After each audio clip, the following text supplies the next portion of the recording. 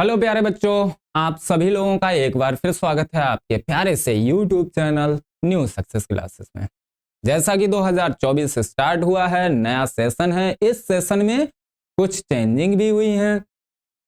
आप लोगों को इस बार 20 नंबर के ऑब्जेक्टिव प्रश्न भी मिलेंगे। अन्य बोर्डों में ऐसा हो रहा है पहले से, आपका सीबीएसई बोर्ड है, बिहार बोर्ड है, एमपी बोर्ड है, ये लोग 20 नंबर के ऑब्जेक्टिव क्वेश्चन पहले से दे रहे हैं, इनके एग्जाम में पहले से आ रहे हैं। आपके यूपी बोर्ड में भी इस बार 20 नंबर के ऑब्जेक्टिव क्वेश्चन आने का पूरा हिसाब किताब चल रहा है। चलिए हम लोग स्टार्ट करते हैं नए सेशन के लिए। क्लास 12 की फिजिक्स, पहला चैप्टर है विद्युत आवेश तथा विद्युत क्षेत्र। अब विद्युत आवेश तथा विद्युत क्षेत्र में पहली हेडिंग रहेगी विद्युत आवेश। क्या होता है विद्युत आवेश? वैसे तो हम लोगों ने पढ़ा है अच्छे से कि जब किन्हीं दो वस्तुओं को आपस में रब किया जाता है, रगड़ा जाता है, तो इलेक्ट्रॉनों का स्थानांतरण होता है, जिसकी वजह से वस्तुएं आवेशित हो जाती हैं। लेकिन यहां से हम देखते हैं कि विद्युत आवेश किसी द्रव का वह आंतरिक गुण जिसके कारण या जिसके आधार पर वह विद्युत तथा चुंबकीय क्षेत्र उत्पन्न कर सकता है, विद्युत आवेश कहलाता है। अब विद्युत आवेश को स्मॉल q से लिखते हैं तो q इक्वल होता है Ne। मात्रक इसका तो SI मात्रक होता है कूलम। अदरवाइज तो आप लोगों ने पढ़ा है एम्पियर और सेकेंड। ठीक है। आवेश कैसी राशि है? तो यह आवेश यह एक अदिश राशि है। विद्युत आवेश कैसी राशि है? अदिश राशि है। अब विद्युत आवेश एक अदिश राशि हो गई तो सीधी सी बात है, जब भी इसका कहीं सदिश में हम हिसाब किताब पढ़ेंगे तो विद्युत आवेश एक अदिश राशि है। अदिश राशि है तो इसका दिशा से कोई भी लेना देना नहीं होगा। अब यहां पर n क्या है? तो n की बात कर लेते हैं। तो जहां n इलेक्ट्रॉनों की संख्या, n क्या है? इलेक्ट्रॉनों की संख्या है। आपका E क्या है? एक इलेक्ट्रॉन पर आवेश जिसकी वैल्यू होती है 1.6 इंटू 10⁻⁻19 कूलाम होती है। इसके बाद में अगली हेडिंग की बात कर लेते हैं। अगली हेडिंग विद्युत आवेश जब हमने पढ़ लिया तो विद्युत आवेश के कुछ गुणों को भी पढ़ लेते हैं। विद्युत आवेश के गुण क्या हैं? तो प्रॉपर्टी ऑफ इलेक्ट्रिक चार्ज क्या रहेगी? पहला गुण क्या कह रहा है? विद्युत आवेश दो प्रकार के होते हैं, पॉजिटिव और निगेटिव। जी हाँ, विद्युत आवेश दो प्रकार के होते हैं। जैसे कि आपका प्रोटॉन होता है, प्रोटॉन पर धन आवेश होता है 1.6 इंटू 10⁻⁻19 कूलम। और आपका दूसरा इलेक्ट्रॉन होता है, इलेक्ट्रॉन पर आवेश कितना होता है? तो माइनस का 1.6 इंटू 10⁻⁻19 कूलम होता है। एक पर धन आवेश होता है, एक पर ऋण आवेश होता है। इसी आधार पर आपका विद्युत आवेश दो प्रकार का होता है, धन आवेश और ऋण आवेश। धन आवेश और ऋण आवेश। इसके बाद में सेकंड क्या कह रहा है ऑप्शन? सजातीय आवेश एक दूसरे को प्रतिकर्षित करते हैं। सजातीय का मतलब एक जैसे, प्लस प्लस या माइनस माइनस, ये क्या है? ये सजातीय हैं। सजातीय का मतलब एक जैसे, एक दूसरे को क्या करेंगे? प्रतिकर्षित करेंगे, मतलब दूर ढकेलेंगे। ये बात ध्यान रखना। थर्ड ऑप्शन क्या कह रहा है? विपरीत आवेश एक दूसरे को आकर्षित करते हैं। मतलब विपरीत आवेशित अगर दो कण हैं, एक प्लस का है एक माइनस का है, तो इनके बीच में क्या लगेगा? आकर्षण लगेगा, आकर्षण बल लगेगा। ठीक है, अगले पॉइंट पर आ जाते हैं। अगला पॉइंट कह रहा है किसी वस्तु पर सामान्य अवस्था से इलेक्ट्रॉन अधिक होने पर उस पर ऋण आवेश होता है। अब किसी वस्तु पर सामान्य अवस्था से इलेक्ट्रॉन अधिक होने पर उस पर ऋण आवेश होता है। ये क्या है? तो इसको देख लीजिए भैया, सामान्य अवस्था और ऋण आवेश, क्या इसका माजरा क्या है? तो अगर हम माजरे की बात करें तो साम्यावस्था, साम्यावस्था, ठीक है। साम्यावस्था कोई भी वस्तु हो, तो आप लोगों को पता है कि संसार की, ब्रह्मांड की हर एक वस्तु छोटे छोटे कणों से मिलकर बनी है, जिन्हें हम परमाणु कहते हैं। और परमाणु में क्या होता है, एक नाभिक होता है, एक नाभिक होता है जो आपका धनावेशित होता है, और इसके चारों ओर जो इलेक्ट्रॉन होते हैं, इसके चारों ओर जो इलेक्ट्रॉन होते हैं वो इसके चारों ओर विभिन्न वृत्तीय कक्षाओं में गति करते हैं। यहां पर परमाणु, जो परमाणु है आपका, वो साम्यावस्था में कैसा रहता है, उदासीन रहता है। कैसा होता है, उदासीन होता है। उदासीन क्यों होता है, बोले देखिए जितने इसके पास प्रोटॉन होंगे, number of proton is equals to number of electron. किसी वस्तु के पास, यानी कि किसी परमाणु में, अगर किसी परमाणु के नाभिक में मान लीजिए n प्रोटॉन है, तो उसकी बाहरी कक्षा में इलेक्ट्रॉनों की संख्या भी कितनी होगी, n होगी। तो इस हिसाब से क्या होता है कि हर एक वस्तु कैसी रहती है, सामान्य अवस्था में उदासीन रहती है। यानी कि परमाणु उदासीन रहता है तो वस्तु भी उदासीन रहेगी। अब सामान्य अवस्था में उदासीन रहती है, तो इसके बाद में क्या होता है कि अगर मान लीजिए सामान्य अवस्था से इलेक्ट्रॉन अधिक हैं, ठीक है, अब अगर इसके पास इलेक्ट्रॉनों की अधिकता हो गई तो उस पर कैसा आवेश, बोले देखिए अगर इलेक्ट्रॉनों की अधिकता हो गई, ये इलेक्ट्रॉनों का जो n है ये बड़ा है, यानी कि इसके इलेक्ट्रॉनों की संख्या बड़ी है, तो आवेश का इक्वेशन क्या होता है, बोले Q इक्वल Ne होता है। अगर इलेक्ट्रॉनों की संख्या ज्यादा है, ये n ज्यादा है, तो इसका मतलब है कि इलेक्ट्रॉनों का आवेश ज्यादा होगा और प्रोटॉनों का आवेश कम रह जाएगा। इसलिए जो परिणामी आवेश निकालेंगे, नेट इलेक्ट्रिक चार्ज निकालेंगे, तो वो कितना आएगा, निगेटिव बचेगा, क्योंकि इलेक्ट्रॉन ज्यादा है।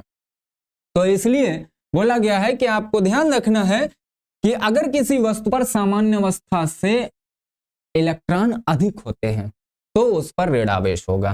फिफ्थ पॉइंट में क्या कह रहा है, किसी वस्तु पर सामान्य अवस्था से इलेक्ट्रॉनों की कमी होने पर उस वस्तु पर धनावेश होता है। यस भाई, जब इलेक्ट्रॉनों की संख्या ज्यादा थी तो उस पर कौन सा आवेश आया था, ऋण आवेश आया था। और अगर इलेक्ट्रॉनों की संख्या कम हो जाती है और प्रोटॉनों की संख्या फिर ज्यादा होगी तो जो आवेश बचेगा वो कौन सा बचेगा, तो वो आवेश बचेगा धन। यानी कि अगर किसी वस्तु पर सामान्य अवस्था से इलेक्ट्रॉनों की कमी होती है तो उस वस्तु पर धन आवेश होगा, मतलब वस्तु जो है वो धन आवेशित होगी।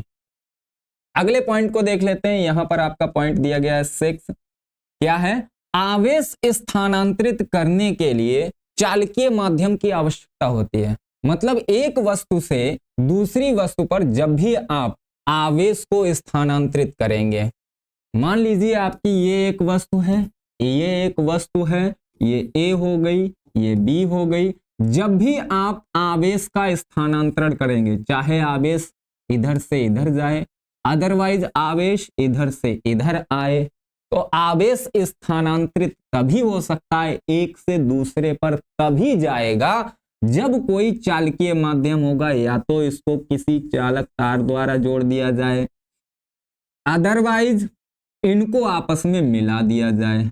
इनको आपस में क्या कर दिया जाए, कुछ समय के लिए मिला दिया जाए, ठीक है। जब तक इनको आपस में मिलाएंगे नहीं या किसी चालक तार द्वारा जोड़ेंगे नहीं, तब तक आवेश का स्थानांतरण नहीं होगा। चलिए अगला क्या पॉइंट कह रहा है, अगला पॉइंट क्या है भाई, अगला पॉइंट है आपका, आवेश सदैव इलेक्ट्रॉनों की संख्या के रूप में स्थानांतरित होता है। आवेश सदैव इलेक्ट्रॉनों की संख्या के रूप में स्थानांतरित होता है। जी भाई, हम लोग पढ़ चुके हैं कि विद्युत आवेश को Q से लिखते हैं, Q इक्वल होता है Ne, तो इसका मतलब है कि आवेश इधर से इधर जाए, अदरवाइज आवेश इधर से इधर आए, लेकिन वो इलेक्ट्रॉनों की संख्या में ही स्थानांतरित होगा, यानी कि इलेक्ट्रॉनों के रूप में स्थानांतरित होता है। अगला पॉइंट क्या है, स्थिर आवेश केवल विद्युत क्षेत्र उत्पन्न करता है। अब स्थिर आवेश केवल विद्युत क्षेत्र उत्पन्न करता है। अगर आवेश आपका कहीं रखा होगा तो वो अपने चारों ओर एक फील्ड बनाएगा जिसको हम वैद्युत क्षेत्र कहते हैं, और उसको ई से पढ़ेंगे आगे। चलिए, गतिमान आवेश विद्युत तथा चुंबकीय क्षेत्र दोनों उत्पन्न करते हैं। जैसे कि हम लोगों ने परिभाषा में पढ़ा, किसी द्रव का वह आंतरिक गुण जिसके आधार पर वह वैद्युत तथा चुंबकीय प्रवाह उत्पन्न कर सकता है या क्षेत्र उत्पन्न कर सकता है, ठीक उसी बात पर यहां पर यह पॉइंट हमने लिखा है कि गतिमान आवेश केवल विद्युत क्षेत्र उत्पन्न करता है। ये पॉइंट आपका मोस्ट इंपॉर्टेंट रहता है भैया, ये बात ध्यान रखना। बहुत बार क्वेश्चन में आपसे पूछा गया है कि चुंबकीय क्षेत्र उत्पन्न कर सकता है, ऑप्शन में दिए जाएंगे, और उसमें एक ऑप्शन आपका ये भी होगा कि केवल गतिमान आवेश। अगर स्थिर आवेश है तो वो चुंबकीय क्षेत्र उत्पन्न नहीं करता है। स्थिर आवेश केवल क्या करता है?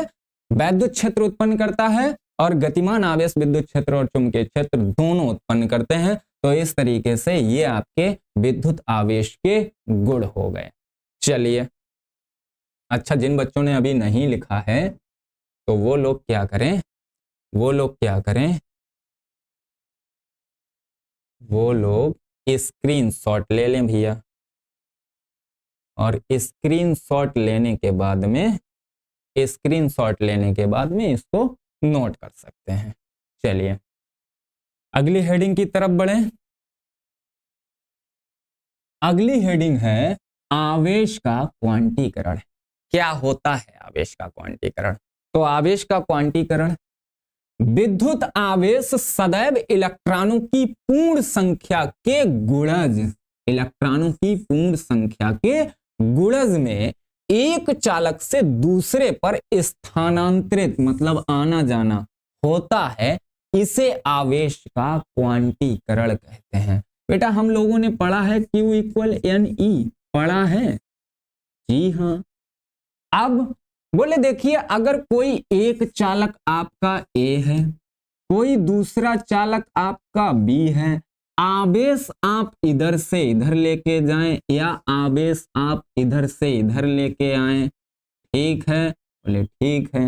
ये जो आवेश होगा इलेक्ट्रॉनों की पूर्ण संख्या के गुणज में होगा। आवेश कितना भी हो सकता है, लेकिन आप ये बात ध्यान रखना, कभी भी इलेक्ट्रॉनों की संख्या इस टाइप से, इस टाइप से, इस टाइप से, इस टाइप से आपको नहीं मिलेगी। यही कहना है आवेश का क्वांटीकरण, कि मतलब आवेश आप एक चालक से एक वस्तु से दूसरे पर चाहे जितना स्थानांतरित कीजिए, लेकिन वो इलेक्ट्रॉनों की पूर्ण संख्या के गुणज के रूप में ही स्थानांतरित होगा। कभी भी उसमें इलेक्ट्रॉनों के रेशनल नंबर नहीं होंगे, यानी कि अपूर्ण संख्याओं के रूप में आवेश स्थानांतरित नहीं होगा। इसी को हम आवेश का क्वांटीकरण कहते हैं। जब आवेश का क्वांटीकरण हो गया, अब इसी के बाद में एक परिभाषा यहां पर यह भी आती है, आवेश संरक्षण का नियम। आवेश संरक्षण का नियम। तो आवेश संरक्षण का नियम क्या है? तो आवेश संरक्षण का नियम है, आवेश को ना तो उत्पन्न किया जा सकता है, आवेश को न तो उत्पन्न किया जा सकता है और न ही नष्ट किया जा सकता है, नष्ट किया जा सकता है। केवल एक चालक से दूसरे चालक पर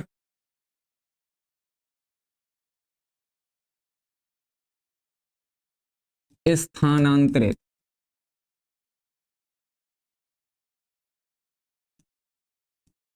किया जा सकता है, स्थानांतरित किया जा सकता है। इसी आधार पर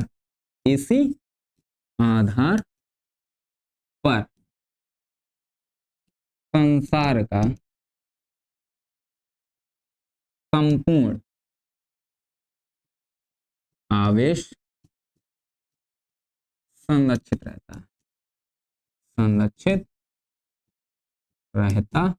है। इसे हम कहते हैं आवेश संरक्षण का सिद्धांत। ठीक है, अगर किसी ऐसे निकाय में आवेश को रख दिया जाए जिससे कि बाहर से किसी बाह्य माध्यम से या किसी मतलब यानी कि किसी बाहरी चालक या माध्यम से उसका कोई लेना देना ना हो, इंसुलेटेड मीडियम में अगर किसी भी आवेश को आप रख देते हैं जिससे कि बाहर से उसका आदान प्रदान ना हो सके, तो जितना आवेश है वो संरक्षित रहेगा। यानी कि आवेश को ना तो उत्पन्न किया जा सकता है और ना ही नष्ट किया जा सकता है, केवल एक चालक से दूसरे चालक पर स्थानांतरित होता है या किया जा सकता है। इसे हम आवेश संरक्षण का नियम कहते हैं। जिसको भी स्क्रीनशॉट लेना हो तो ले सकते हैं। चलिए अगली डेफिनेशन क्या रहेगी? तो अगली डेफिनेशन है कूलाम का नियम। अब कूलाम का नियम क्या है? तो जो हमने बेटा आवेश के गुणों के बारे में पढ़ा था, आवेश के गुणों के बारे में, तो आवेश में हमने क्या देखा था कि सजातीय आवेश एक दूसरे को प्रतिकर्षित करते हैं और विपरीत आवेशित एक दूसरे को आकर्षित करते हैं। तो अब इसी आधार पर कि भैया आकर्षित करेंगे तो कितना करेंगे और कैसे करेंगे, इसका कोई नियम होना चाहिए। प्रतिकर्षित करेंगे तो कितना करेंगे, कैसे करेंगे, उसका नियम होना चाहिए। तो इसी आधार पर हमारा आता है कूलाम का नियम। कूलाम ने अपने नियम में क्या बोला? इस नियमानुसार, कूलाम के नियम के अनुसार किन्हीं दो आवेशित कणों के मध्य लगने वाला विद्युत बल कौन कौन सा? या तो होगा आकर्षण और या होगा प्रतिकर्षण। उनके आवेशों के गुणनफल के अनुक्रमानुपाती, दोनों आवेशों का आपको क्या करना है? गुणनफल करना है और उसके हो जाएगा अनुक्रमानुपाती, और उनके बीच की दूरी के वर्ग के व्युत्क्रमानुपाती होता है। अब सपोज करिए, मान लिया कि एक ये आवेशित कण है, एक ये आवेशित कण है। अच्छा, कूलाम के नियम में ये भी हम लिख सकते हैं, यह है केवल बिंदुवत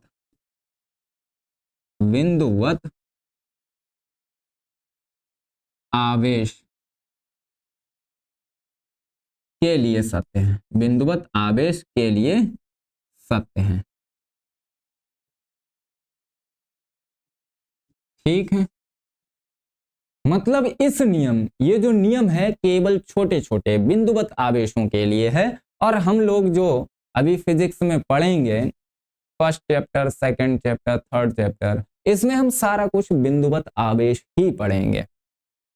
तो यहां पर हमने दो बिंदुवत आवेशित कण मान लिए, एक पर आवेश है Q1, दूसरे पर आवेश मान लिया Q2, और इनके बीच की दूरी कुछ ना कुछ होगी। जी हाँ, मान ली R। और अभी हम मान के चलते हैं कि ये सारा सिस्टम कहाँ है? निर्वात में है।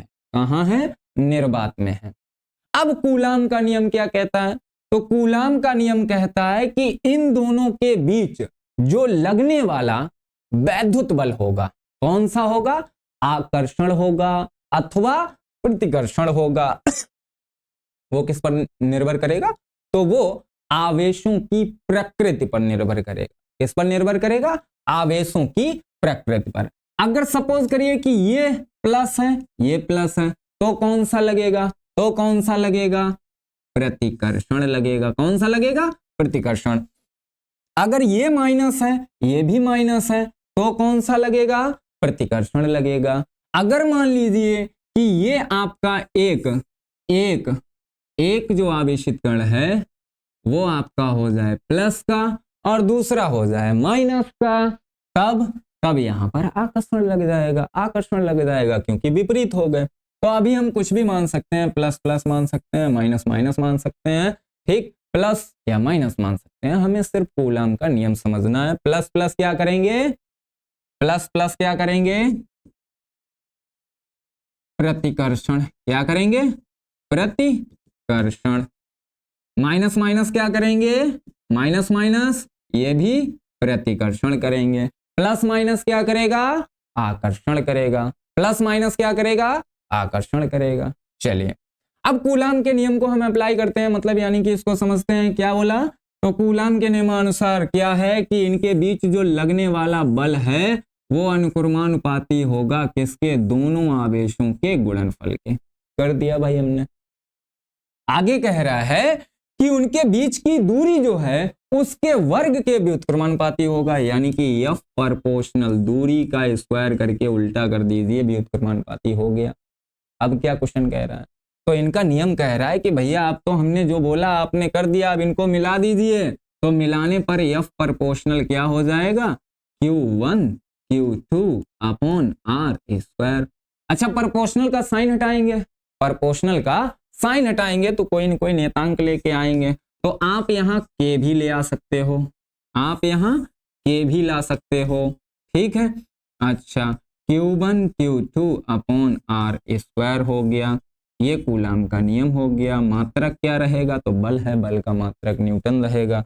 अब के क्या है, तो के एक नियतांक है, इसका मान हम 1/4 पाई एप्सिलॉन नॉट रखेंगे, जिसकी वैल्यू होती है 9 × 10⁹। और यूनिट की बात करें तो यूनिट होता है बेटा न्यूटन मीटर स्क्वायर पर coulomb square, newton metre square पर कूलम स्क्वायर। ये किसके लिए है, निर्वात के लिए। लेकिन इसमें एक चीज आपको अभी दिख रही होगी, एप्सिलॉन नॉट। तो एप्सिलॉन नॉट क्या है, इसको हम निर्वात की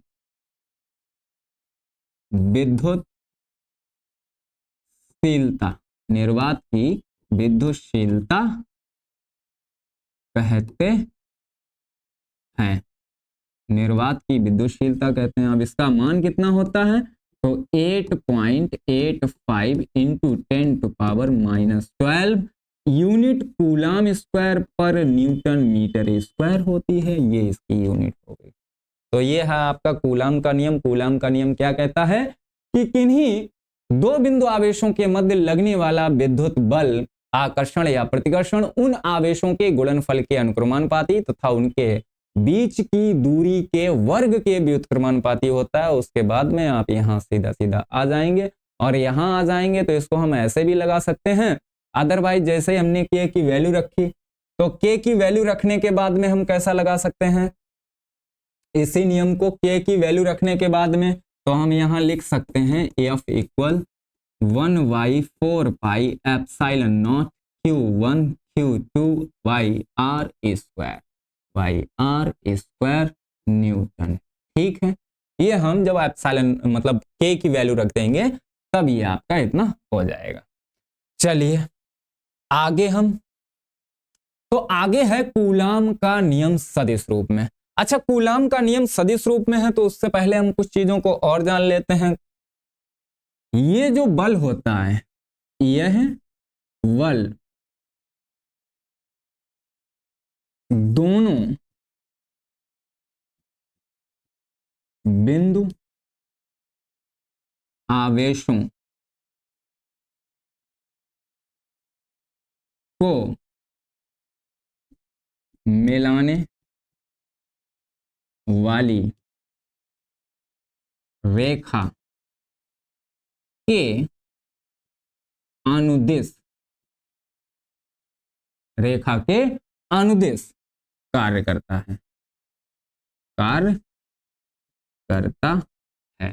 ठीक है, अच्छा इसको हम केंद्रीय बल भी कहते हैं, केंद्रीय बल भी कहते हैं। और हम इसके बाद में क्या कह सकते हैं, तो इसके बारे में हम कह सकते हैं ये गुरुत्वाकर्षण बल से बहुत अधिक होता है, लेकिन हम उसकी तुलना करके देख लेंगे। चलिए अब इसी को, यानी कि हमारी हेडिंग है कूलम का नियम सदिश रूप में। तो अब हम कूलम के नियम को सदिश रूप में पढ़ लेते हैं।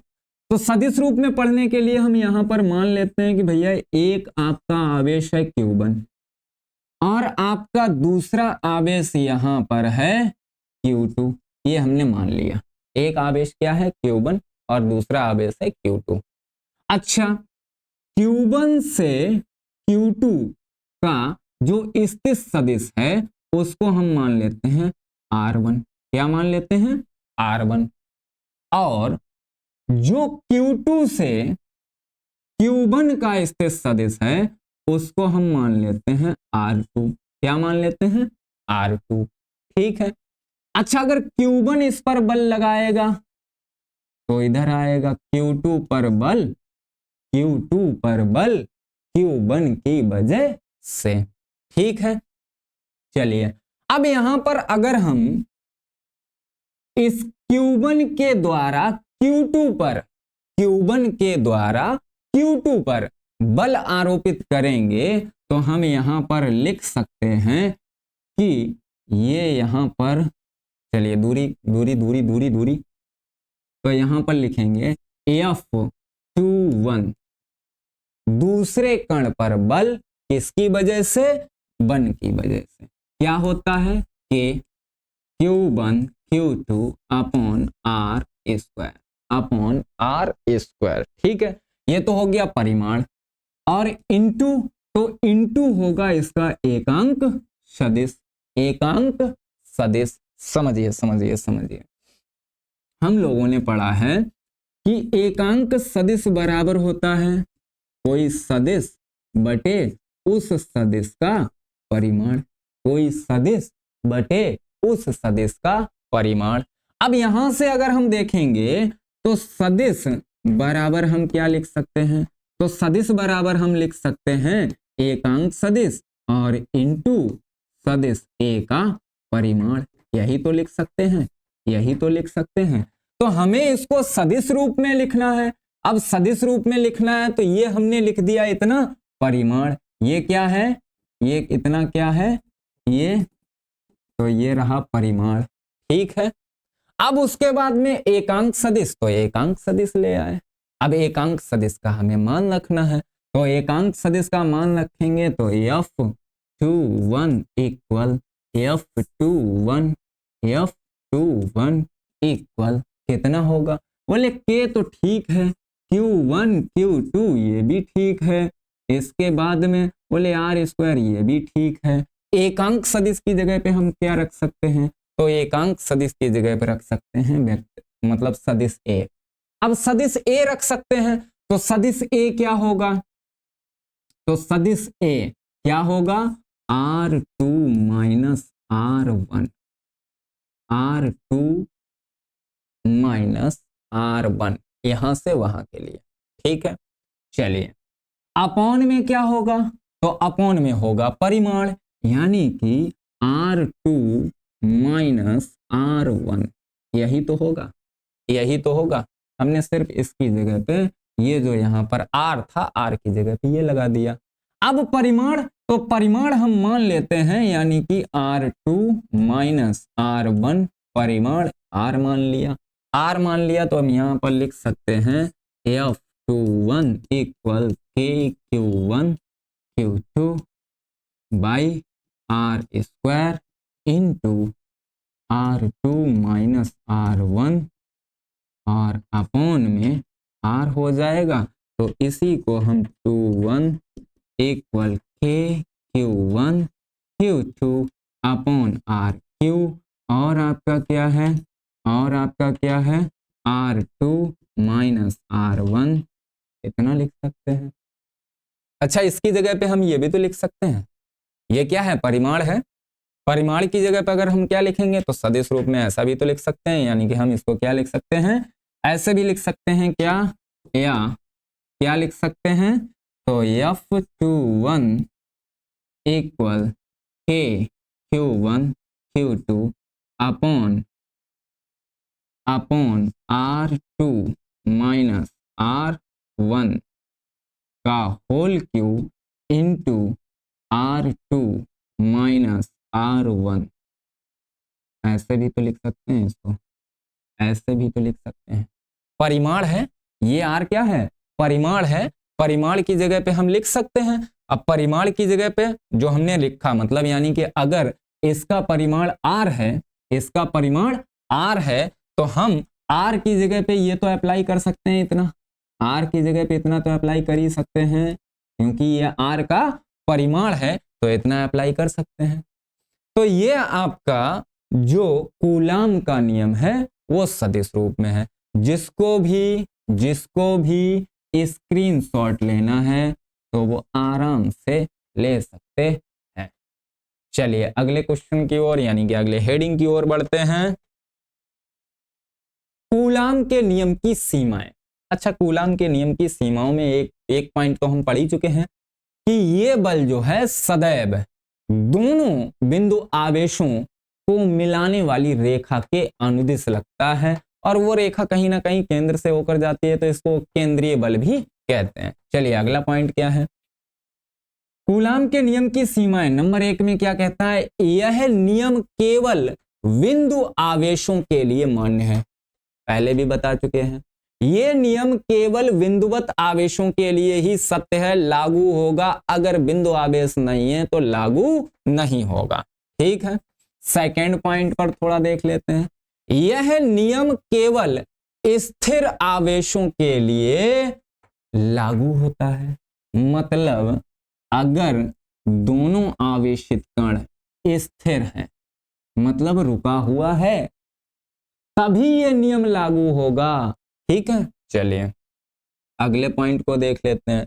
यह दोनों कणों के बीच के माध्यम पर भी निर्भर करता है। अब ये बात यहां पर आई कि भैया अगर ये जो बल है इन दोनों के बीच, माध्यम जो होगा उस पर भी निर्भर करेगा।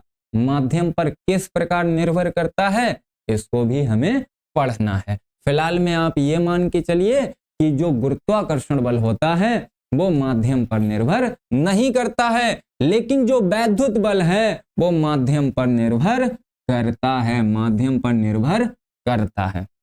यह परमाणविक दूरियों के लिए भी लागू होता है। परमाणविक दूरी में 10⁻⁻10 मीटर आती है, 10⁻⁻15 मीटर आती है, ये परमाणविक दूरी ही है, ये परमाणविक दूरी ही है।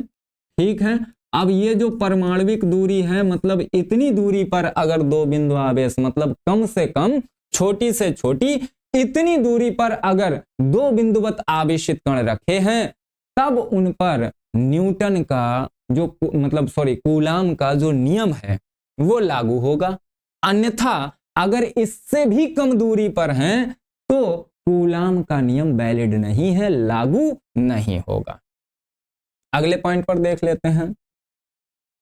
यह गतिमान आवेशित कणों के लिए लागू नहीं होता है। तो सीधी सी बात, ये तो बात यहां से क्लियर हो रही है, केवल स्थिर आवेशित कणों के लिए लागू होता है, गतिमान आवेशित कणों के लिए लागू नहीं होता है। चलिए अब यहां पर अगले क्वेश्चन की ओर बढ़ते हैं। अगला क्या है, विद्युत क्षेत्र की तीव्रता, यानी कि विद्युत क्षेत्र क्या है, फिर पढ़ेंगे विद्युत क्षेत्र की तीव्रता। अब यहां पर हम कुछ माध्यम को समझ लेते हैं, माध्यम को समझ लेते हैं कि माध्यम, चलिए आगे देखते हैं, निर्वात की विद्युतशीलता वगैरह, यानी कि ये चीजें पढ़ेंगे तब देख लेंगे। ठीक है, किसी विद्युत क्षेत्र की परिभाषा यहां पर आ रही है। क्या होता है विद्युत क्षेत्र, मतलब हमने परिभाषा में पढ़ा, आवेश की परिभाषा में पढ़ा कि जो बिंदुवत आवेश है ये चारों ओर अपने एक क्षेत्र बना लेता है। ठीक है, या तो उसको हम कहेंगे विद्युत क्षेत्र या कहेंगे चुंबकीय क्षेत्र। फिर हमने पढ़ा आवेश के गुणों में कि चुंबकीय क्षेत्र केवल गतिमान आवेशित कण ही बना सकता है, स्थिर विद्युत आवेश, आवेशित जो कण या आवेश जो होता है स्थिर आवेश, वो चुंबकीय क्षेत्र उत्पन्न नहीं करता है। तो यहां पर चुंबकीय क्षेत्र की अब बात नहीं होगी, किसकी बात होगी, विद्युत क्षेत्र की बात होगी। क्या कह रहा है भैया, किसी बिंदु आवेश के चारों ओर का वह क्षेत्र, चारों ओर का वह क्षेत्र जिसमें किसी अन्य परीक्षण आवेश, जिसमें कोई अन्य परीक्षण आवेश विद्युत बल का अनुभव करता है। मतलब ये कोई आपका बिंदु आवेश है और इसके चारों ओर का वह क्षेत्र जिसमें हम अगर किसी दूसरे परीक्षण आवेश को लेके आएंगे। क्यू नॉट क्या है? तो क्यू नॉट आपका परीक्षण आवेश है। ये परीक्षण आवेश क्या होता है? परीक्षण आवेश क्या होता है? तो परीक्षण आवेश बहुत छोटा सा नन्नू सा परीक्षण आवेश क्या होता है? परीक्षण आवेश क्या होता है भैया? अत्यंत सूक्ष्म आवेश, अत्यंत सूक्ष्म आवेश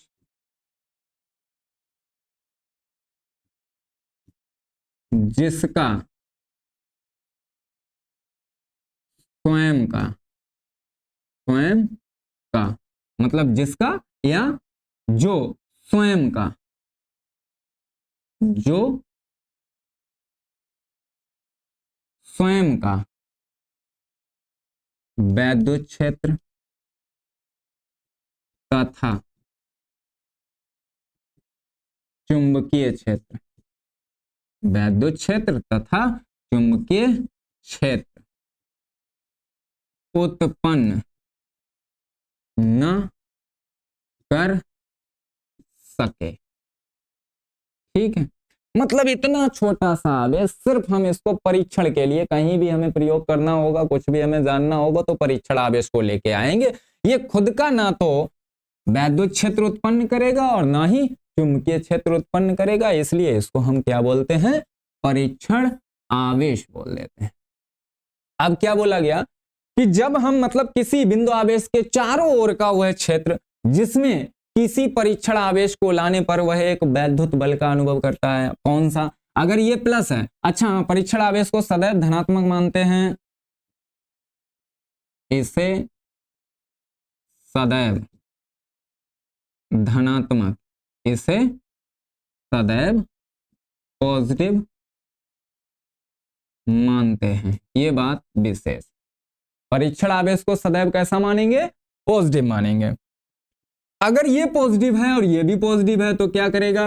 रिपेल, यानी कि ये एक दूसरे मतलब यानी कि इस पर बल लगेगा, बल लगेगा तो इसने अनुभव किया कौन से? प्रतिकर्षण बल का।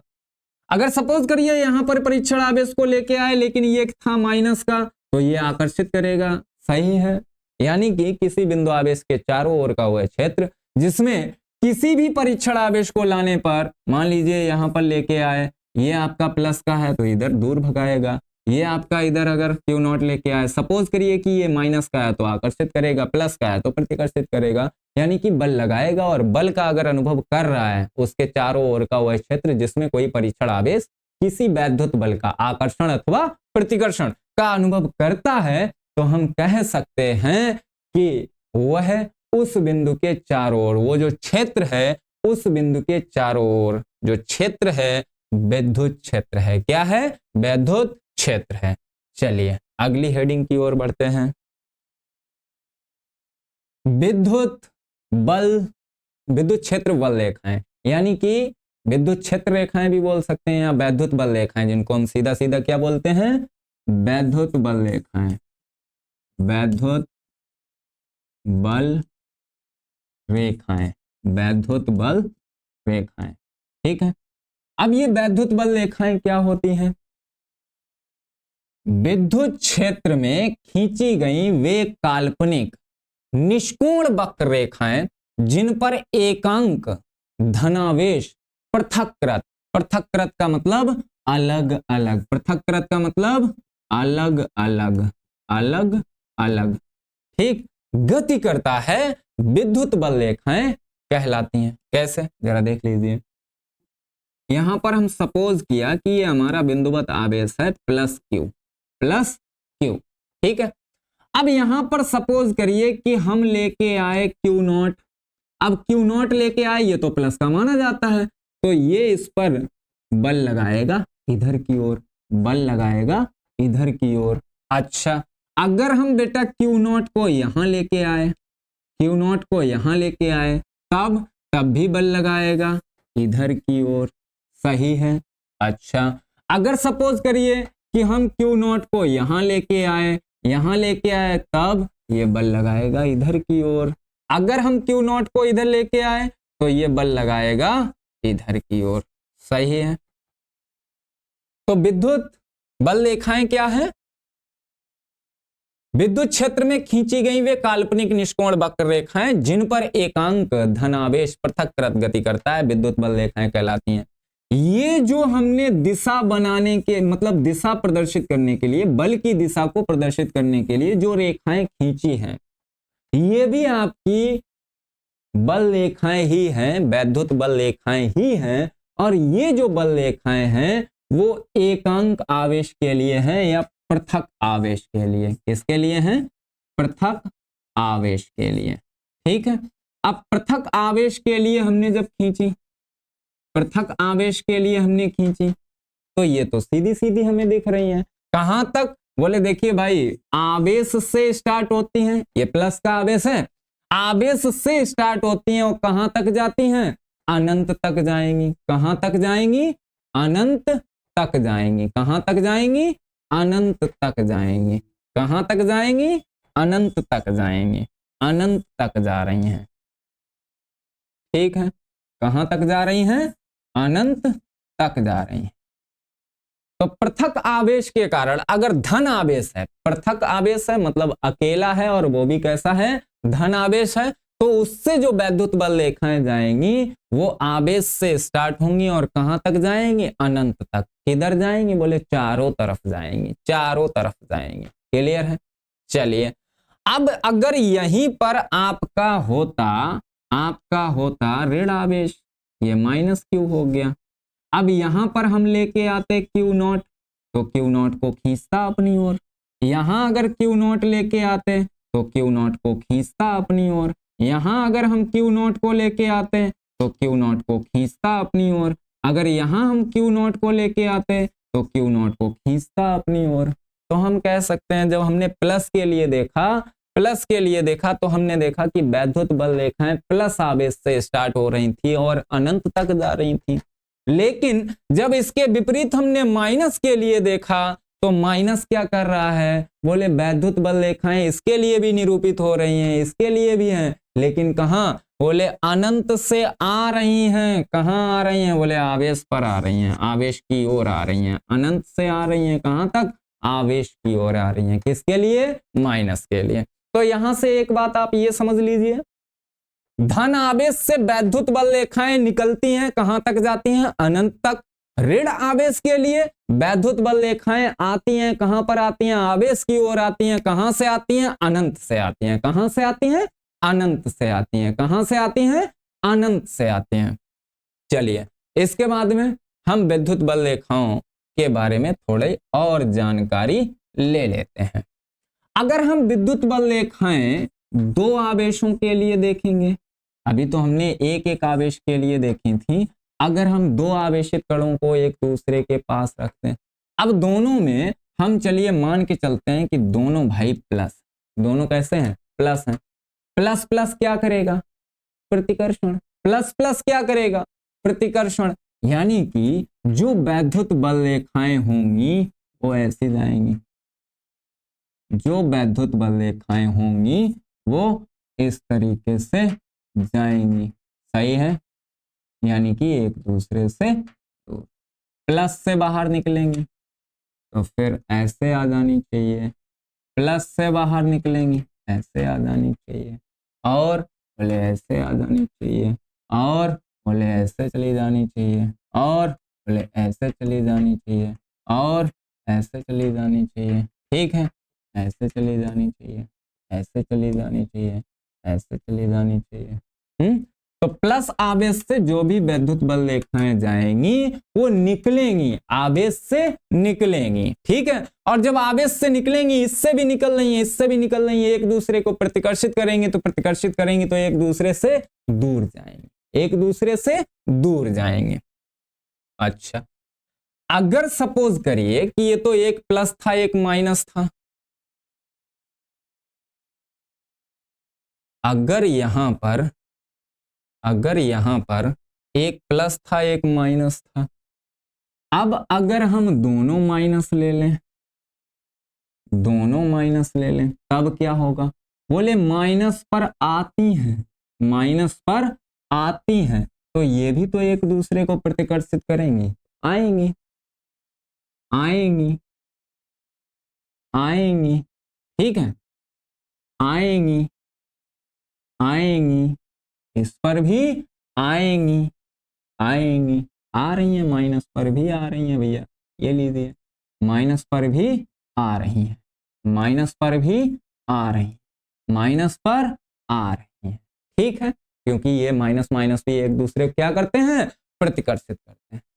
अब इसका अगर हम दूसरा हिसाब किताब रखें कि एक प्लस हो जाए और एक माइनस हो जाए, मतलब एक आपका प्लस हो, एक आपका माइनस हो, फिर क्या होगा, बोले देखिए प्लस से जाएंगी, निकलेंगी, कहां पर पहुंचेंगी, प्लस से निकलती हैं, मिलती कहां है, बोले माइनस की ओर आती हैं, तो प्लस से माइनस की ओर, प्लस से माइनस की ओर, प्लस से माइनस की ओर, प्लस से माइनस की ओर, प्लस से माइनस की ओर, प्लस से माइनस की ओर, प्लस से दूर की ओर, प्लस से दूर की ओर, प्लस से दूर की ओर, प्लस से दूर की ओर, माइनस की ओर, माइनस की ओर, माइनस की ओर, माइनस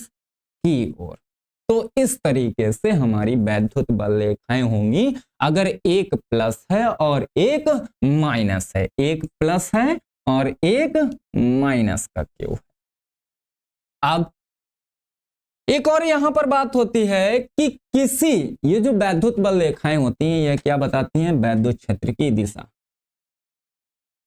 वैद्युत बल रेखाएं, वैद्युत बल रेखाएं क्या बताती हैं, वैद्युत क्षेत्र की दिशा को बताती हैं, वैद्युत क्षेत्र की दिशा बताती हैं या प्रदर्शित करती हैं, ठीक है,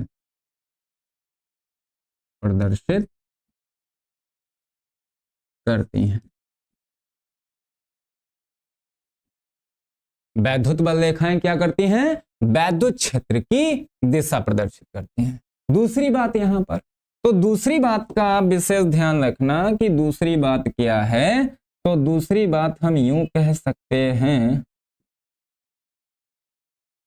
इन वैद्युत बल रेखाओं के किसी भी बिंदु पर, इन वैद्युत बल रेखाओं के किसी भी बिंदु पर खींची गई स्पर्श रेखा, खींची गई स्पर्श रेखा, वैद्युत बल रेखाओं के किसी भी बिंदु पर, किसी भी बिंदु पर खींची गई स्पर्श रेखा, खींची गई स्पर्श रेखा उस बिंदु पर वैद्युत क्षेत्र की दिशा को प्रदर्शित करती है, ठीक है। तो यहां लिख सकते हैं वैद्युत बल रेखाओं के किसी बिंदु पर खींची गई स्पर्श रेखा उस बिंदु पर वैद्युत क्षेत्र की दिशा प्रदर्शित करती है, उस बिंदु पर वैद्युत क्षेत्र की दिशा को प्रदर्शित करती है, ठीक है। चलिए, ये तो वैद्युत बल रेखाओं के बारे में हो गया, किस प्रकार से खींची जाते हैं। किसी को भी अगर डायग्राम वगैरह देखना हो तो आप देख लीजिए, स्क्रीनशॉट ले लीजिए। चलिए अगले क्वेश्चन की ओर बढ़ते हैं। अगली हेडिंग क्या है, विद्युत क्षेत्र बल रेखाओं के गुण, यानी कि वैद्युत बल रेखाओं के गुण। अब वैद्युत बल रेखाओं के गुणों में सबसे पहला पॉइंट आपका क्या कह रहा है भैया, देखना। पहला पॉइंट, ये काल्पनिक वक्र रेखाएं होती हैं, ये काल्पनिक वक्र रेखाएं होती हैं। जी हाँ, ये वक्र रेखाएं हैं। कैसी हैं, वक्र रेखाएं हैं, वक्र रेखाएं हैं कि नहीं? तो वक्र रेखाएं हैं, सही है। इसका मतलब ये ऑप्शन आपका सही हो गया। फिर उसके बाद में सेकंड पॉइंट में क्या बोल रहा है? तो सेकंड पॉइंट में बोल रहा है यह धन आवेश से प्रारंभ होकर ऋण आवेश पर पहुंचती हैं।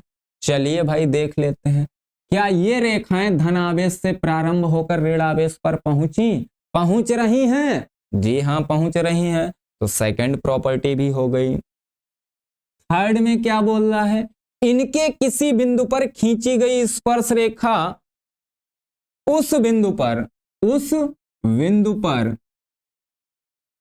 विद्युत क्षेत्र की दिशा को प्रदर्शित करती है। यस, ये तो हमने भी लिख चुके हैं, हम भी लिख चुके हैं। वैद्युत बल रेखाओं के किसी बिंदु पर खींची गई स्पर्श रेखा उस बिंदु पर वैद्युत क्षेत्र की दिशा को प्रदर्शित करती हैं। ये तो हमने भी जान लिया। चलिए अगला पॉइंट क्या है? यह बंद वक्र का निर्माण नहीं करती हैं। इसको जरा हम भैया देख लेते हैं। अच्छा, बंद वक्र का निर्माण कब होता है? जब कोई भी रेखा जहां से स्टार्ट हुई, जहां जाना है पहुंच गई, और पहुंचने के बाद में उसको क्या करना है? वहीं पर पहुंच जाना है। ठीक है, जहां से निकली वहीं पर पहुंच जाना है। तो ये हो गया बंद वक्र। ये क्या हो गया? बंद वक्र हो गया। लेकिन यहां पर देखिए कि धन से निकलकर ऋण पर पहुंचती हैं, पुनः ऋण से धन पर नहीं आती हैं। तो इसका मतलब हो गया कि ये ऑप्शन आपका सही है कि भैया ये रेखाएं बंद वक्र का निर्माण नहीं करती हैं। अच्छा, दो विद्युत बल रेखाएं एक दूसरे को कभी नहीं काटती हैं, क्योंकि उनके कटान बिंदु पर दो स्पर्श रेखाएं खींची जा सकती हैं जो इस बिंदु पर विद्युत क्षेत्र की दो दिशाओं को प्रदर्शित करेंगी, जो कि संभव नहीं है। अगर मान लीजिए दो विद्युत बल रेखाएं एक दूसरे को ऐसे काट गई, अब काट गई तो उनका कटान बिंदु कुछ ना कुछ होगा भैया, जहां पर काटी है कटान बिंदु होगा। अब कटान बिंदु पर मुख्यतः दो स्पर्श रेखाएं खींची जाएंगी। एक तो ये हो गई, यानी कि वैद्युत क्षेत्र की दिशा ये हो गई, और दूसरी बोले देखिए, अगर आप दूसरी देखना चाहते हो तो यहां पर एक ऐसी खींची जाएगी, ये हो गई दूसरी। ठीक है, यानी कि यहां पर मुख्यतः दो स्पर्श रेखाएं खींची जाएंगी, और दो स्पर्श रेखाएं खींची जा सकती हैं जो उस बिंदु पर वैद्युत क्षेत्र की दो दिशाओं को प्रदर्शित करेंगी, जो कि संभव नहीं है, ऐसा इम्पॉसिबल है। इसलिए ये हमारा पांचवा पॉइंट भी सही है। चलिए छठे पॉइंट के बारे में जानते हैं। जिस स्थान पर विद्युत बल रेखाएं अत्यंत समीप होती हैं, वहां पर विद्युत क्षेत्र प्रबल होता है। वहां पर विद्युत क्षेत्र प्रबल होता है। पहले तो हम इससे समझ लेते हैं। ये देखिए, ये आपका आवेश है, और आवेश के पास आप अगर देखते हैं तो विद्युत बल रेखाएं जो हैं एक दूसरे के अत्यंत समीप हैं। यहां भी देखते हो विद्युत बल रेखाएं एक दूसरे के अत्यंत समीप हैं, तो यहां पर विद्युत क्षेत्र प्रबल होगा। अब चलिए आगे पहुंच जाते हैं। जैसे हम इस तरीके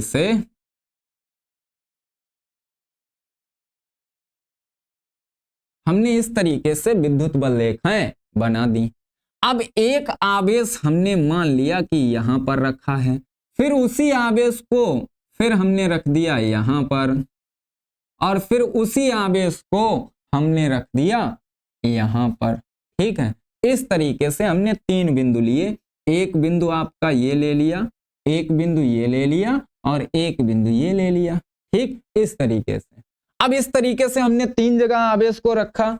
अब तीन जगह पर आवेश को रखा तो यहां देखिए वैद्युत बल रेखाएं, अगर हम वैद्युत मतलब यानी कि बल की बात करेंगे तो यहां पर वैद्युत क्षेत्र प्रबल होगा, तो इस पर ज्यादा बल लगेगा। यहां पर वैद्युत क्षेत्र दुर्बल होगा, क्योंकि वैद्युत बल रेखाएं दूर दूर हैं। ठीक, और यहां पर आपका क्या हो रहा है कि वैद्युत बल रेखाएं बहुत दूर दूर होंगी, आगे तक अगर जा रही हैं तो बहुत दूर दूर होंगी, यानी कि यहां पर आपका वैद्युत जो क्षेत्र होगा बहुत दुर्बल होगा। चलिए अगले पॉइंट को भी हम देख लेते हैं।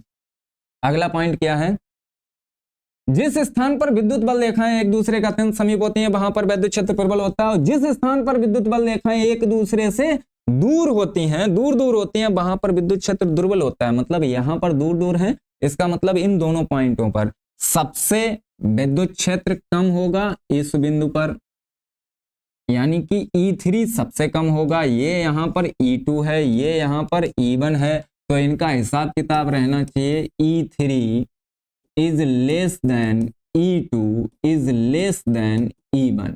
ठीक है, दोनों पॉइंटों के हिसाब से ये बात हो गई। अगला पॉइंट क्या कह रहा है, पॉइंट नंबर 8, जिस स्थान पर विद्युत बल रेखाएं समांतर होती हैं। अच्छा, किसी स्थान पर अगर विद्युत बल रेखाएं समांतर होती हैं तो उस स्थान पर एक समान विद्युत क्षेत्र होता है। अब अगर किसी जगह पे विद्युत बल रेखाएं एक दूसरे के समांतर हैं तो वहां पर विद्युत क्षेत्र एक समान होगा, एक समान होगा। जैसे अगर हम बना दें इस तरीके से, ये हमने लाइनें खींच दी, तो इन लाइनों ने ये सभी लाइनें कैसी हैं, एक दूसरे के समांतर हैं, तो यानी कि इतने स्थान में विद्युत क्षेत्र कैसा होगा, नियत होगा, एक समान होगा। अच्छा, फिर अगर हम ऐसी करके बना दें लाइनें, ऐसी करके बना दें, तो यहां भी विद्युत क्षेत्र कैसा होगा, नियत रहेगा। कैसा रहेगा, नियत रहेगा। अगर हम लाइनें ऐसी बना दें, ऐसी बना दें, ऐसी बना दें, तब भी ये क्या है, समदूरस्थ।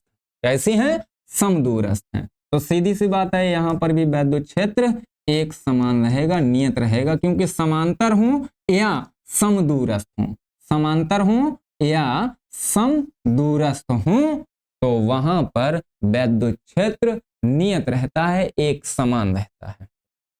चलिए अगली हेडिंग क्या है, सापेक्ष विद्युतशीलता माध्यम का परावैद्युतांक। सापेक्ष विद्युतशीलता क्या होती है और माध्यम का परावैद्युतांक क्या होता है, इसको हम समझ लेते हैं।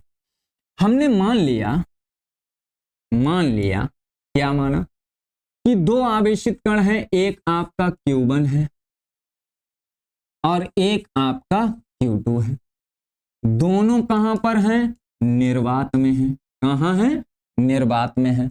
अब निर्वात में है तो इनके बीच बल कितना लगेगा, तो F बराबर हम बोल सकते हैं कितना, 1/4 pi epsilon not into Q1 Q2 by R square, Q1 Q2 by R square. ये हो गया समीकरण नंबर 1। ठीक है। अच्छा, बाद में इन्हीं दोनों आवेशित कणों को, ये और ये, आपका ये भी Q1 है, ये भी Q2 है, दोनों जैसे पहले थे वैसे अब है, दूरी R है, ठीक है, लेकिन यहां कोई माध्यम आ जाता है जिसकी विद्युतशीलता एप्सिलॉन। क्या है, एप्सिलॉन। किसी माध्यम में, ठीक है, किसी माध्यम में। अब किसी माध्यम में तो यहां पर बल कितना लगेगा, तो यहां पर बल हो जाना चाहिए 1/4 pi epsilon into Q1 Q2 by R square. ये हो गया समीकरण नंबर 2। पहले हमने निर्वात में दो बिंदु आवेश लिए, एक Q1 लिया, एक Q2 लिया, और उनको कहां रखा, निर्वात में रखा। उसके बाद में हमने उन्हीं आवेशों को उतनी ही दूरी पर रखा, लेकिन अभी माध्यम चेंज कर दिया, एप्सिलॉन वाला, मतलब यानी कि कोई माध्यम है जिसकी विद्युतशीलता है एप्सिलॉन, और मतलब हमने किसी माध्यम में रख दिया। तब बल कितना लगेगा, बोले बल बदल जाएगा, क्योंकि माध्यम पर निर्भर करता है ये बल। कूलाम का जो नियम है, कूलाम के नियमानुसार जो हम बल निकालते हैं वो दोनों कणों के बीच माध्यम पर निर्भर करता है। ये बात हम पढ़ चुके हैं। चलिए अब क्या करते हैं, तो समीकरण 1 को डिवाइड कर देते हैं समीकरण 2 से। क्या हो जाएगा, बोले F/F0 equal 1/4 pi epsilon not Q1 Q2 y r square total के बटे क्या हो जाएगा 1/4 पाई एप्सिलॉन आ जाएगा। क्या आ जाएगा? Epsilon into Q1 Q2 y r square आ गया। ठीक है, चलिए भाई ठीक है। अब ठीक है, तो यहां से जो भी कॉमन चीजें होंगी वो तो कैंसिल आउट होंगी। तो यहां से हमने देखा ये सेम था, कैंसिल। 4 पाई सेम था, कैंसिल। अब आपका क्या बचा? तो हमारे पास बचा है F upon F dash equal 1/1 epsilon. Epsilon को ऊपर लेके जाएंगे तो ये क्या हो जाएगा? F upon F dash equal आपका हो जाएगा, सॉरी, एप्सिलॉन 1/एप्सिलॉन नॉट, सॉरी 1/एप्सिलॉन नॉट अपॉन 1/एप्सिलॉन। इतना बचा। ये ऊपर जाएगा, ये ऊपर जाएगा तो आपके पास क्या बचेगा? एप्सिलॉन अपॉन एप्सिलॉन नॉट, यही तो बचेगा।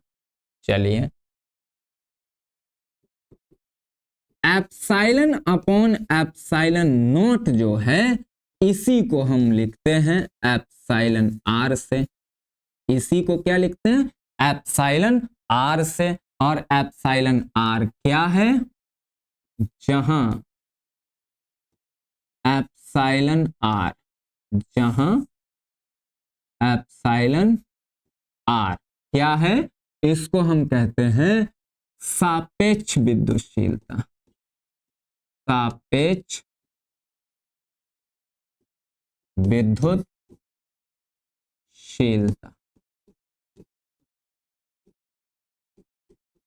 ठीक है, अब सापेक्ष विद्युतशीलता हो गई तो इसकी कुछ ना कुछ परिभाषा आनी चाहिए इस हिसाब से। तो यहां से हम परिभाषा को देख लेते हैं। क्या है हमारा? क्या आया था? Epsilon upon epsilon not equal mu r, यही तो था। यहीं से हमें परिभाषा देनी है। तो क्या परिभाषा है?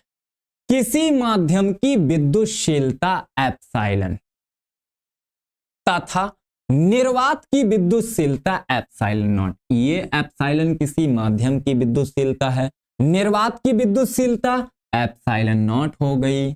ठीक है, के अनुपात को अनुपात हो गया, उस माध्यम की सापेक्ष विद्युतशीलता म्यू आर कहते हैं। ठीक है, चलिए अब इसके बाद में जो हमारी हेडिंग थी, तो हेडिंग में एक चीज और आपने देखी। क्या? माध्यम का परावैद्युतांक। ये क्या होता है? बोले देखिए, ये जो म्यू आर है, क्या है? Mu r. ये जो म्यू आर है इसी को हम लिखते हैं के से। इसी को लिखते हैं के से, जहां के क्या है? के माध्यम का परावैद्युतांक। माध्यम का परावैद्युतांक। अब ये तो माध्यम का परावैद्युतांक है तो इसकी भी परिभाषा होनी चाहिए। तो इसको हम क्या लिख सकते हैं? देखना जरा, जब हम एप्सिलॉन आर की जगह पे के लिख सकते हैं तो हम थोड़ा भी पीछे जाएंगे। यहां पर जरा देखिए, ये आपको रिलेशन अच्छे से याद है। इस रिलेशन में हम क्या लिख सकते हैं? F upon F dash equal epsilon r लिख सकते हैं, लिख सकते हैं। अब इसी को वहां पर हम देख लेते हैं। क्या? यानी कि अब हम लिख सकते हैं F upon F dash equal K. F upon F dash equal K. अच्छा, ये मात्रकहीन राशि है। क्या है? मात्रकहीन राशि है। मात्रकहीन राशि है। ठीक है, अब मात्रकहीन राशि है, इसकी परिभाषा हमें देनी है। तो परिभाषा हम किस तरीके से दे सकते हैं? परिभाषा हमारा क्या निकल के आया था? एफ अपॉन एफ डेस बराबर आपका क्या आया था? के। एफ क्या है? एफ है निर्वात में बल। एफ क्या है? निर्वात में बल, ठीक। और एफ डैश क्या है, माध्यम में बल, ठीक है, माध्यम में बल। क्या परिभाषा है, वायु या निर्वात में किसी निश्चित दूरी पर, वायु या निर्वात में किसी निश्चित दूरी पर रखे दो बिंदु आवेशों के बीच लगने वाले विद्युत बल एफ नॉट, यानी कि निर्वात की बात कर रहा है, इसी को उन्होंने बोल दिया क्या, एफ नॉट, ठीक है। तथा किसी माध्यम में उतनी ही दूरी पर, हाँ हमने दूसरे माध्यम में भी रखा था और उतनी ही दूरी पर रखा था और उन्हीं आवेशों को रखा था, के बीच लगने वाले विद्युत बल, यानी कि माध्यम में ये लग रहा है, के अनुपात को उस माध्यम का परावर्तकांक के कहते हैं। यस भाई साहब, यस भाई साहब, सही, ठीक है। चलिए अब माध्यम का परावर्तकांक हो गया तो इसकी वैल्यू भी होगी कहीं ना कहीं, जी हाँ, के की वैल्यू वायु या निर्वात के लिए, वायु या निर्वात के लिए के का मान 1 होता है, अन्य किसी भी माध्यम के लिए, अन्य किसी भी माध्यम के लिए जो के है छोटा नहीं होगा, किससे, 1 से, छोटा नहीं होगा, छोटा नहीं होगा, ठीक है, छोटा नहीं होगा, मतलब के is not equal less than 1, के is not equal less than 1, के का मान 1 से छोटा नहीं होगा किसी भी माध्यम के लिए। अच्छा, फिर उसके बाद में बोले देखिए अगर कोई भी आपका धातु है, यानी कि धात्विक माध्यम के लिए, धात्विक माध्यम के लिए जो के की वैल्यू होती है वो अनंत होती है, इस बात को ध्यान रखना। अगर आपको ये बात ध्यान हो गई कि बेटा किसी माध्यम के लिए के का मान वायु या निर्वात के लिए निश्चित है 1 होगा, अन्य किसी भी माध्यम के लिए के का मान 1 से कम नहीं होगा या 1 नहीं होगा, एक भी नहीं होगा, 1 से कम भी नहीं होगा वायु या निर्वात को छोड़कर। और अगर कोई धात्विक माध्यम की बात हो रही होगी तो धात्विक माध्यम के लिए के का मान कितना होगा, अनंत होगा। धात्विक माध्यम के लिए के का मान कितना होगा, अनंत होगा, के का मान कितना होगा, अनंत होगा। चलिए अगर ये आपने अच्छे से समझ लिया तो हम यहां पर आपसे क्वेश्चन पूछते हैं, निम्न में से किसी माध्यम के लिए के हो सकता है, के हो सकता है, ठीक है। जैसे 1 0, 2 -3, 6.0। बोलो भाई ऑप्शन, तो इसका ऑप्शन मतलब जो राइट आंसर होगा, जो राइट आंसर होगा वो आप कमेंट में जरूर दीजिए, राइट आंसर आप कमेंट में जरूर दीजिए, ठीक है। चलिए आज के लिए इतना ही। अगले वीडियो में इससे आगे के टॉपिक के साथ फिर आप लोगों से मुलाकात होगी। तब तक के लिए धन्यवाद और पढ़ते रहिए, खुश रहिए। गर्मियों का मौसम है, मौज करिए। धन्यवाद।